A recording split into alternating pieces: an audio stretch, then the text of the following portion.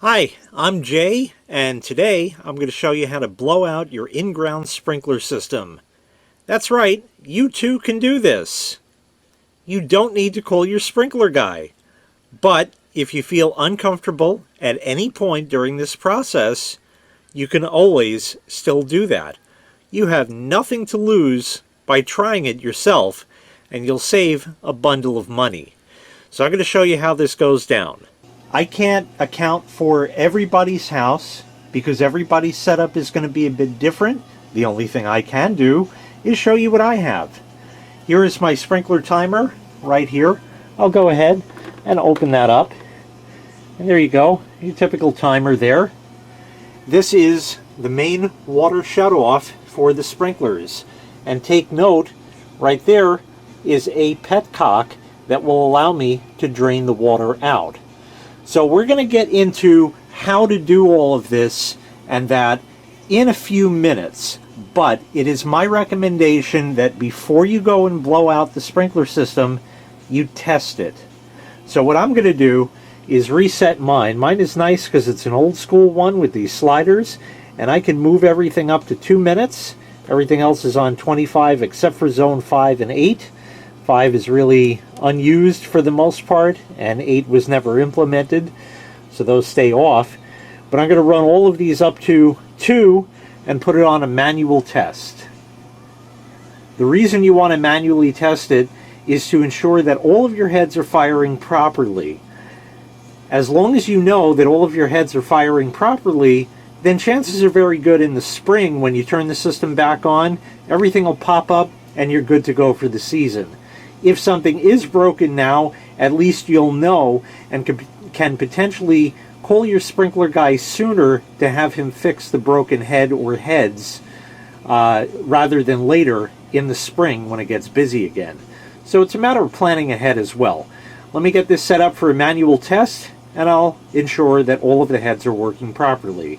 Alright, I have it set back to auto. On this one I have a manual button. It says all. I press enter, shows zone 1, my water meter should start, there we are, let's go check it out. So for zone 1, there's 2 heads in the bushes here. I can hear and see water droplets from both of them, so that's all good. If I come around here, you can see that one. I have a drip emitter, that's working well as well. If we come over here, there's a head down there that's spraying, and back around this way. Oh, something fell out of the recycle bin. Definitely one there spraying the camera. And 3 heads here. One here, there, and in the corner, which looks to be spraying as well. So I know that zone 1 is working properly, and that has just shut down, and zone 2 is popping up. We have a head here, a head there, and one out by the street, and that has all come up as well also. It's going to just do its thing as it normally does, so zone 2 is good. Okay, zone 2 just stopped, and zone 3, there's a head there, there's one there, and one at the very end. So zone 3 is also firing properly. Here's the head on zone 2. It didn't pop back down. This will happen when they get old. You see all the sand in that? We'll just give it a little shove there. It should be fine. This always gets from the road, all the stuff here, so this head is on its way out. It's working, it's doing its thing, but it will need replacement eventually. My 4th zone has a head here and one over by the fence. You see all the mist there. Here's another head on zone 1. That's been staying up also. It's just old and needs to be replaced. Otherwise works fine. You don't hit it with the lawnmower, it can stay that way. And here is zone 5. This zone was used just to charge it up in the spring. Never used through this whole summer because the car here didn't get driven all summer. We have a head here that's leaking, as you see. But like I said, this zone isn't really used much, so it can go ahead and leak for all I'm concerned. And this one also well overgrown. I like to just pull that stuff off. But all 3 heads on this zone are firing also. Alright, now we're on to the 6th zone, which is in the backyard. There's a head over there. There's this one here, which is above the ground, and one over here. And that's it for that zone. One more to go. And lastly, zone 7. We have a head here. We have a head over here. There is one which is spraying the chair, but it's there. It just happened to be placed in that spot. And there is one more over here. So with the exception of 2 heads that were, shall we say, lethargic in going back down, all the heads are spraying. So I should know that in the spring, most likely everything is going to start up just fine. Now, let's go ahead and blow it out. Okay, we're ready to start blowing out the system. So all of mine are still at the 2-minute mark. That's okay because I have a manual on. If your timer doesn't have that, there is a way to manually activate each particular zone. Very helpful if you have a second person there to turn the appropriate zones on and off. I also want to point out that I have a sprinkler adjustment tool right here, as well as this adapter.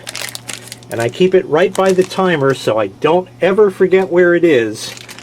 This will come into play later on. So the next thing we have to do is shut the water supply to the system. And in my house, it's this valve here. We just turn that and the water is shut off. Now I go back outside. Well, I know it's right after Halloween and the spiders and that, but this is kind of ridiculous here. Okay. This is the spigot that is on the sprinkler system. So what I can do now is open this valve. It pops when I open it for some reason, just the junky valve, whatever. You see some water dripping out there. Leave this valve open and go back inside.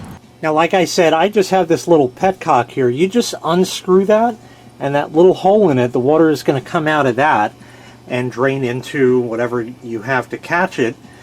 You might have a regular, hose faucet, spigot kind of thing. That'll do the same. So whatever you have, now that blue valve that we just turned on outside goes right to here. And this petcock is just after where we shut the water off. So when we open that, we're going to drain this little piece of pipe here and whatever else goes outside. Well, we all got to go sometimes. Now that you've drained the water out, make sure you close your petcock or stopcock or whatever you have that lets the water out of there. Otherwise, you're going to be in for a nasty surprise inside. Here's a quick physics lesson on what we're trying to achieve here. Unlike the physics lessons that you had in school, you're actually going to learn something, and really, really quick. This is a pipe that would be representational of what's in the ground going to all of your sprinklers. It's a plastic PVC pipe like this. Other parts of the country use different types of pipe, but it's something like this. Now, we've all heard the stories of people's houses in the winter. They lose heat and then their pipes freeze and burst. How and why does that happen?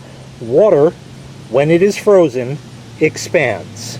Now, in your typical plumbing system in your house, you have the water coming into the house at one point over here, and at the other end you have a faucet. It's off here. No more water can go in, and the entirety of this pipe from top to bottom is filled with water. That then freezes. It can't go back this way because there's pressure from the water going in. It can't go out that way because the faucet is shut. It has to go somewhere. And where does it go? Out. And that's why you get burst pipes. So what we're trying to do here is get rid of as much water as possible. You will not get every last drop out. It's impossible.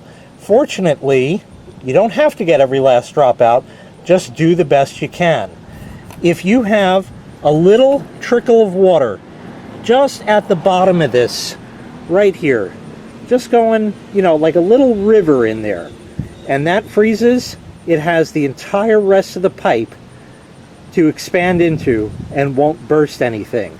So chances are, if you just do the best you can, you'll be just fine in getting all of this water out and replacing it with air. Now, here's how you do it. You need a tool to admit air into that sprinkler system. This is the tool that I use.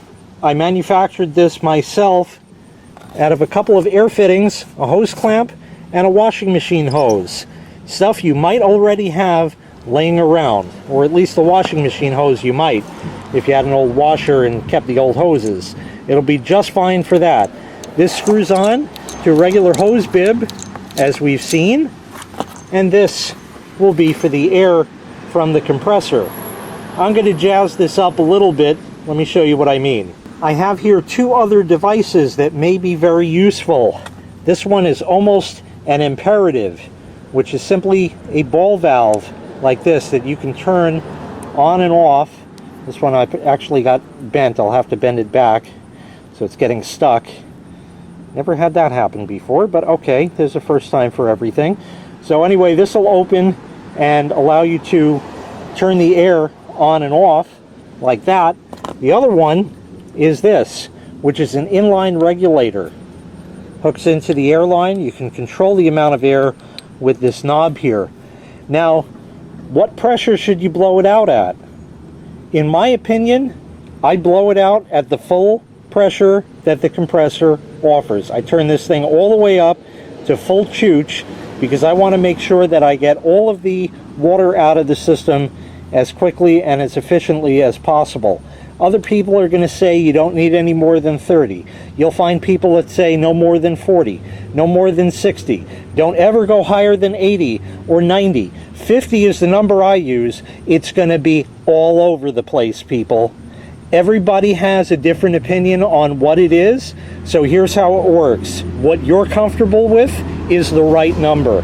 I do it full chooch. Been doing it full chooch for, I guess 12 or 13 years now, something like that, and have not ever once had a problem doing it like that.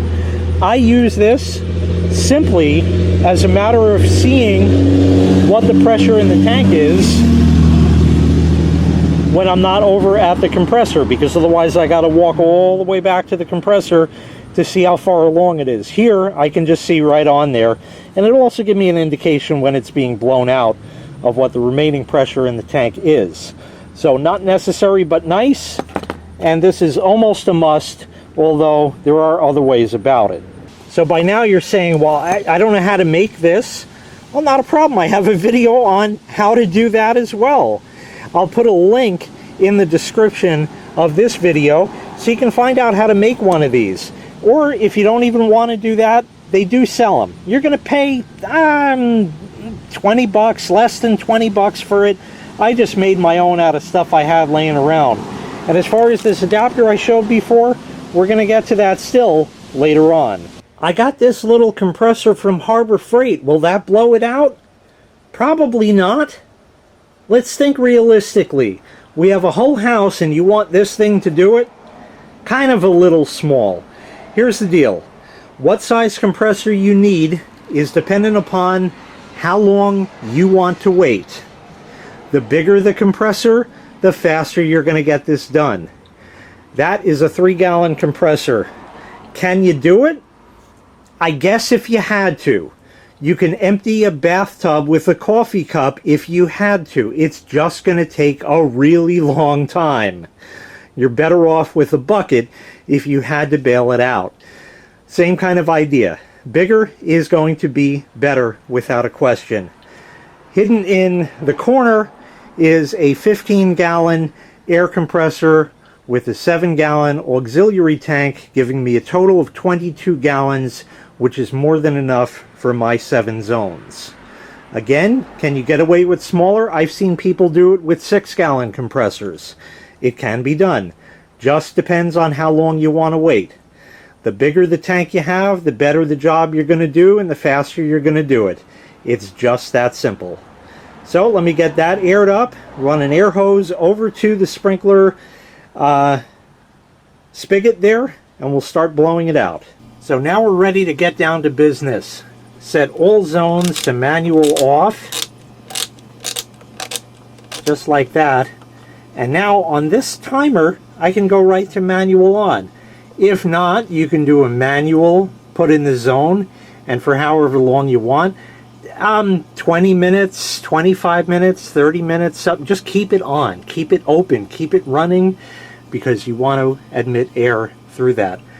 I'm now going to go to manual on, and it will show zone 1 with a tiny number up there as manually being on.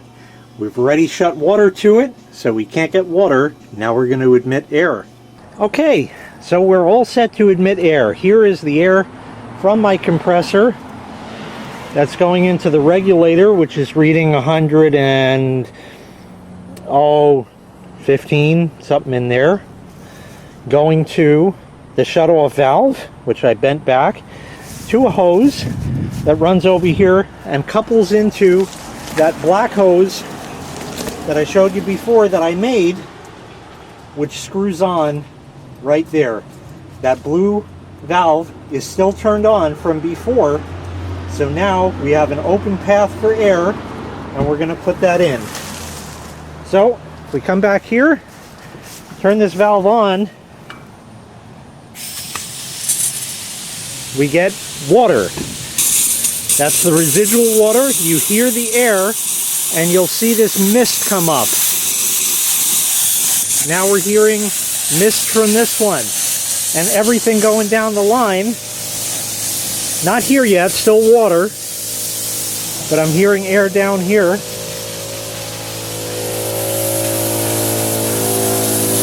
Oh yeah, see that? All that mist. We're looking to get rid of as much water as possible. I hit each zone twice, and that works for my particular system. I'm going to leave this run here. You see it's diminishing and diminishing, but it is still coming out. So we're going to let this run and go around, check all your heads on each zone. We still have mist coming out. Let's head back around here.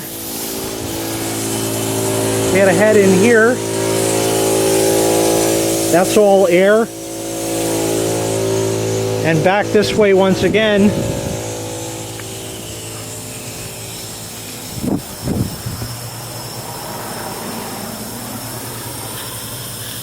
Maybe a drop or two coming out of that. That's done. Everything here is good. So now we're going to shut this off and let this tank refill until it stops again somewhere at about 115. Okay, the compressor is shut off. We're going to hit this same zone again. Turn it slow. Don't just blast it on. Just give it, like that. All we're hearing is air. Exactly what we want to hear. Go around, check your heads again. I hear little bits of water. Let's see how we're doing here. This one didn't even pop up now, which is fine. There's no water coming out. We do have air. I think it's actually blowing this water here is what it's doing. It's actually leaning up against the fence there. That might be a bit better. But it's blowing air down there. Might also be cracked, I don't know. But it's definitely doing its thing. We're going to let this just finish blowing out. There's no water to speak of, so we can effectively shut it down right now. That all sounds good to me, so we'll shut that off and wait for our tank to refill again. I had my assistant go ahead and put that zone 1 to manual off and zone 2 to manual on. You'll do whatever your timer requires to get it to go. And now we're going to go ahead and blast that. Again, go slow when you open it, like that. And over here, We have the heads from before, and now we're getting the air. That's what we want to hear and see. Now this one's getting air. Excellent. And that third one is getting air. But we got to get this mist out. We want to get as much of it as possible out. You don't have to get, and you cannot get, every last drop out. Just do the best you can. If you want to hit it a third time, feel free.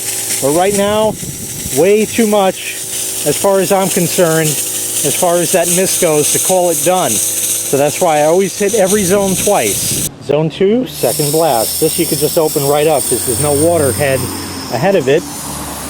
And again, we're looking pretty good. Couple little wisps here and there. That head is looking good. And the one down there popped up and no water coming out of that. Let that chooch for a bit. Shut her down. Switch to zone 3. Okay, zone 3, first blast, so open it slow. We have one right here. And over here, and over here. We hear the air. Let's get as much water out as possible. Apparently this is last on the zone, so there you go. But indeed, we're going to blast all that water out. We'll let that chooch until there's not much more coming out. Shut it, let it refill, and go for a second blast. Zone 3, second blast. So you can just open that right up. Still a little bit. But definitely a good 90-some-odd% is out of there. And as far as the other heads, I don't see much of anything. Let that chooch for a little bit. Just a couple little drops left. Want to get as much of that out as possible. Shut her down. Go to zone 4. Okay, we're refilled, ready for the first blast of zone 4. Slow.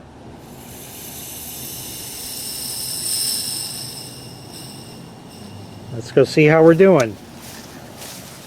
4 is over here. This one takes a bit for some reason. Head down by the fence. This one here, still full of water. We gotta let this go for a while. There we go, we're getting some air.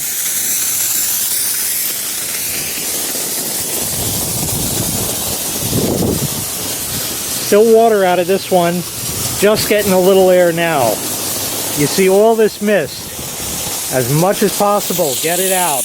Whatever you can do, however many times you have to hit it, just do the best you can. If you hear your pipe singing, that's a sign of air getting let in there. Nothing to worry about. This zone is sang every year. It's okay. Almost everything is out of here, but not out of here. Keep letting it blast. Soon enough, we'll be getting mostly just air. Zone 4, second blast. Open her up.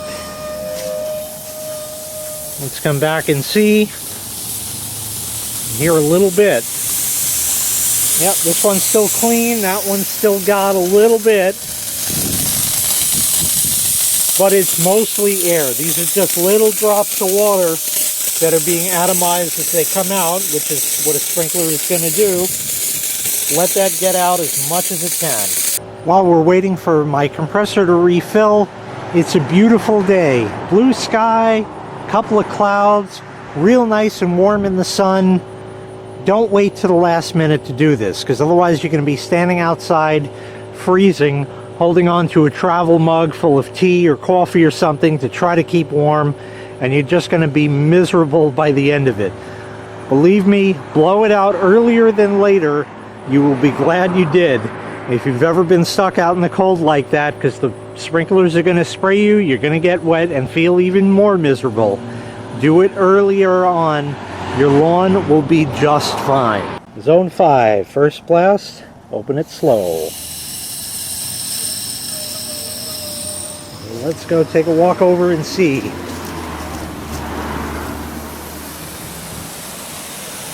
Okay, we got water. We got water. Free car wash, that's good. And we got water here. Now we're hearing air. This I know is the farthest head on the zone, so this is the main one to watch. You won't necessarily know which is the farthest one on your zone, but typically the last one to get air usually is. Not always, but usually is. So that's the one you really want to pay attention to. I don't know which is the last head on every zone that I have, so I don't know for sure on all, but I know for sure this one is, because it's also right out at the curb here. Let this get out as much water as possible.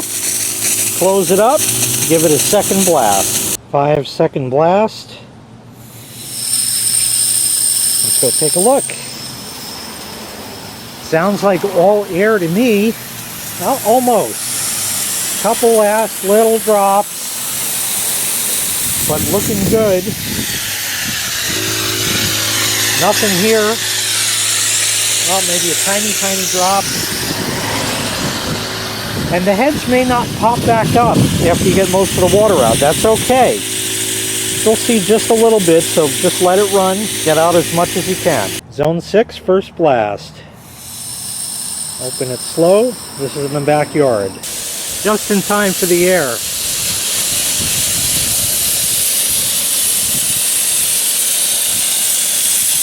Still a lot of water, but mostly air. This one here, same story. And here too.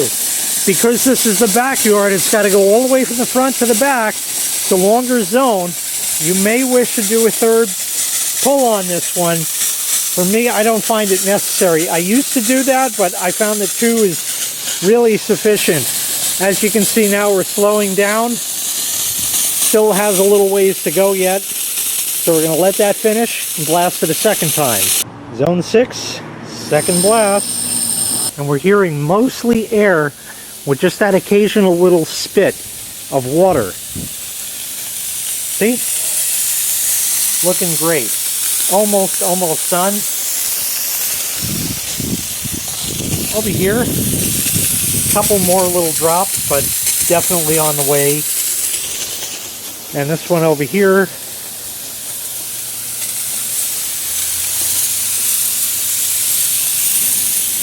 Almost done also.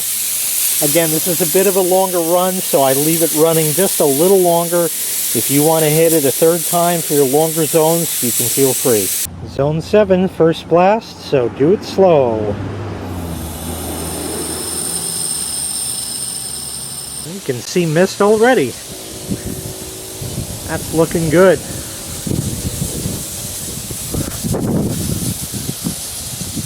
This is definitely the last head on this zone. Now it's getting some air. You can hear it. You can hear it. Not bad. This one has got a little time to go yet. And there's one more down over here, which shouldn't have much because it's the closest to the valve box, which is true, right there. So that's going. Back over here, once again, that last head has the most water because it has the farthest to travel. Let it go, get out as much as possible. We'll hit it a second time. Zone 7, second blast. I'm hearing just air. Somewhere in here, right there. Couple little tiny drops. Somewhere in here, right over there, looking good. Don't see any water from there. No water from here either. So we'll shut that off and we're all done. We'll take the hoses out, shut your compressor down. Nope, you're not done. There is more to do. However, those are optional steps. But first, let me show you how to just finish up with your sprinkler system right quick, and then I'll show you the additional steps you can take. Okay, now that we're all done, we're going to take Zone 7, put that to manual off. Everything is reset. I'm going to turn my main dial to off. That way the system is not going to run over the winter. Not that anything would happen because the water valve is off, but even so, you want to make sure your master switch is off, and that's it. I'm going to reset these back as they were to 25 minutes as we saw in the beginning of this video, and that way it will be all set for next year. Do not unplug your sprinkler timer. Leave it plugged in. Leave it turned on, and don't worry about resetting the clock for daylight savings time, because by the time you turn your sprinklers on again, the clock will be right again. Just leave it, don't look at the clock, and that's it. So reset your times, you're all done, close that up. Now let's head back outside and I'll show you the bonus, including that adapter that I took from here. Let's talk about the elephant in the room, your garden hose. That's right, that has water in it also. Excellent idea to blow this out while you have your air, while the compressor's charged up, all that good stuff. Get the water out of your hose, because 93.27% of garden hose failures occur over the winter. I can now shut this valve off. Okay, just like that. Got it? And here's an additional valve I can shut just to be double sure. We'll take our air hose from there off. Right over here is the garden hose. So now I'm going to disconnect that from the hose bib over here so we can blow that out. I'm going to take the nozzle off the end of it, and I'm just going to keep that in the garage. That just keeps it out of the winter and the weather and all that, and helps it to really just last a bit longer. You can see this has been around for a long time. It's pretty beat up, but it still works great, and that's because I keep it inside over the winter. The next thing you might say is, well, wait a minute, if I blow out the hose, what am I supposed to do? Sometimes I use the hose even further on into the season, and you know, to break out the air hose and do all this crazy stuff again, it's not worth it. Well, don't wreck your good hose, get a junky one. Let me explain. In the winter, you might want to just rinse off salt and stuff like that. It gets, if you're where there's snow, you know, it gets all that salt and stuff on the car. You might want to just rinse it off, even rinse underneath of it. But how long are you going to be out there with the hose in the winter? And wouldn't it also suck if you went to use your regular hose only to find it's frozen and you can't do it? I'm not a proponent of buying things that you see as seen on TV. We all know what this is. This is one of those stupid pocket hoses. Everybody has had one of these. Everybody has had one of them burst.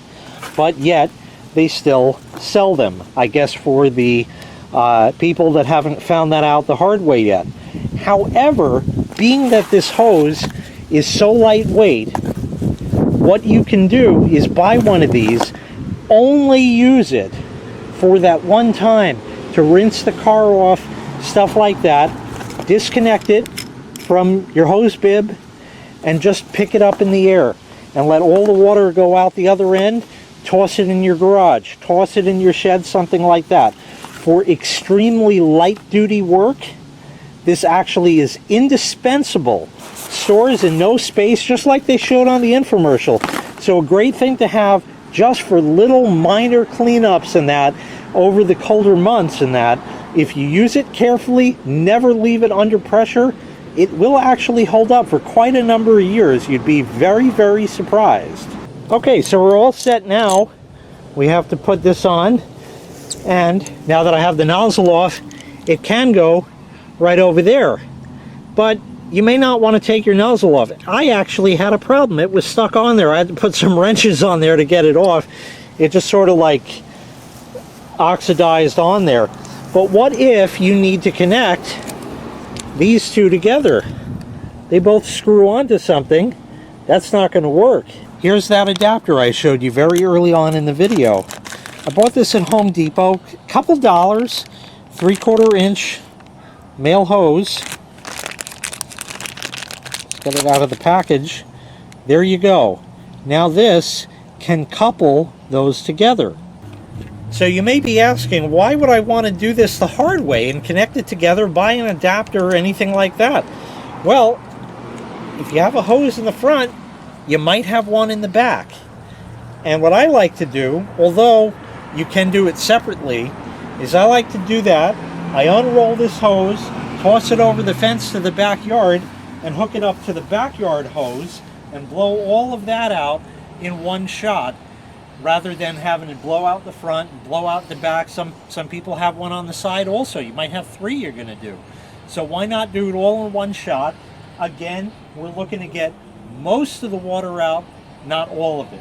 Is it best to unroll the whole hose so it doesn't have all these low spots? Yeah, but the main point, like I said, is to get as much water out as you can. Anything that is in there that freezes will have plenty of room to go up and expand as it freezes, so it shouldn't break your hose. See, in the backyard I have one of these automatic hose reels that rolls the whole hose up, and it needs water to power it. And if we're going to get rid of the water, it can't be powered. So that won't work. So rather than leave this hose out for the entire time, I've taken the nozzle off the end. We have our male thread there. We have a male thread there. That adapter that we had before won't work. But you may have noticed this. This is a simple washing machine fill hose. Can get it at any home improvement store, just like that. 2 different color washers, doesn't matter. It'll screw on there. It'll screw on there. And this hose goes to a splitter, which runs all the way down here to this hose. There's the end of it there, with some grass. And this is the end of the line. So I can now blow everything out through here, from that front garden hose to that other one on the automatic reel, all the way through to this one, and blow it all the way out. So I still have my air hose, still charged up, ready to go with the valve off. Runs over here, is coupled together with that coupler.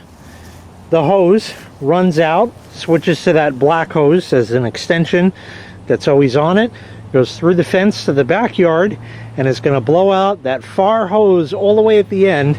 I'm going to have my assistant go ahead and turn the air on. And now we'll go ahead and turn this on. And with all the valves open, we should get all of the water out of this hose. Put a brick on this if you're not going to hold it, because right now it just looks like you turn the hose on, but eventually this is going to explode and will flail wildly. It's going to take a little bit because this is about 300 feet of hose. You can see some air now, and you'll see the stream has gone out farther than it was before, and I can feel the pressure getting ever stronger, and eventually this is just going to blast.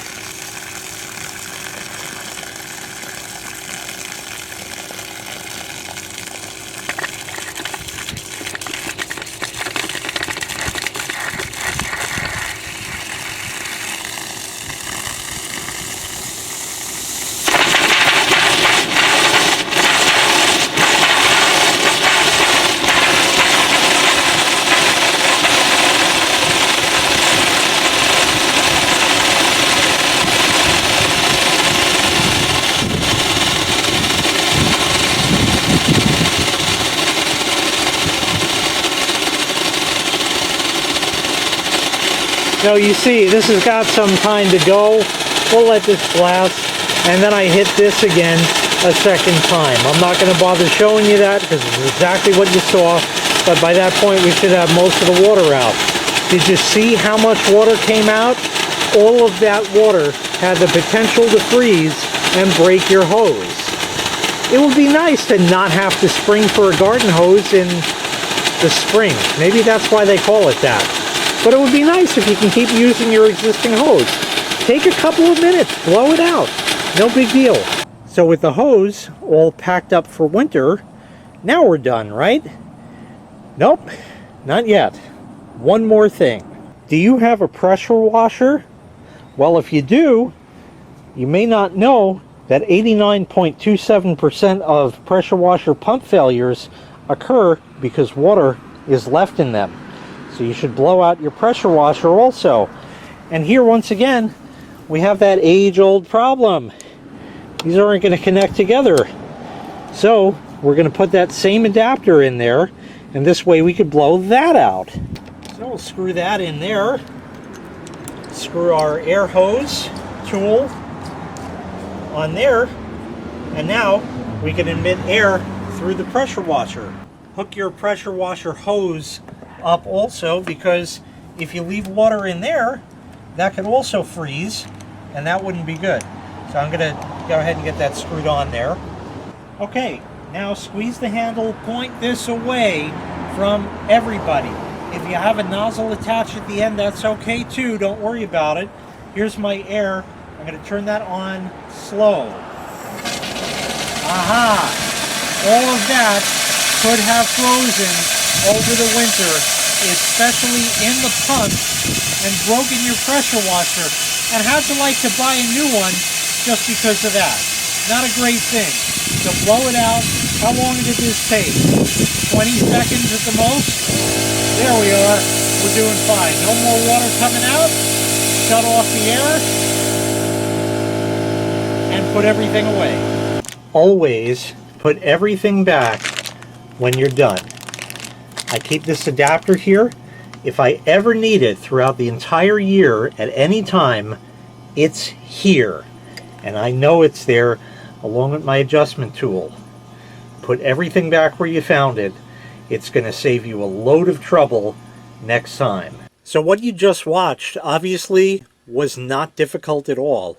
And you can knock this out within an hour, maybe 2 hours, depending on the size of your property and the size of the compressor. You can knock it out in an hour or two and save yourself $60, $80, maybe even $100 that a sprinkler company would charge to blow your system out.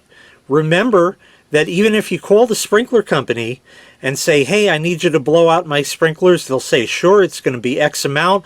We'll fit you in 3 weeks from now after the pipes have already frozen. You know what I'm talking about. They'll come out, they'll blow it out, you'll pay them. In the spring you go to turn it on only to find that one of the pipes burst anyway. So you call them up and you say, hey, you blew this out in the winter. Oh, we're not responsible. So you might as well take on that risk yourself and at least know that you did a job to the best of your ability, because remember, if you want something done right, you have to do it yourself. Very, very true. And you can ensure that you've blown out as much water as possible to prevent anything from freezing. They are not going to. They're going to do it as quick as possible and get out of Dodge so they can get on to the next job and make that next dollar. I hope you found this video to be informative. If this video helped you out, please consider clicking the like and subscribe buttons. That lets me know I did a good job making this video and I can continue to provide them for you. Have a great day.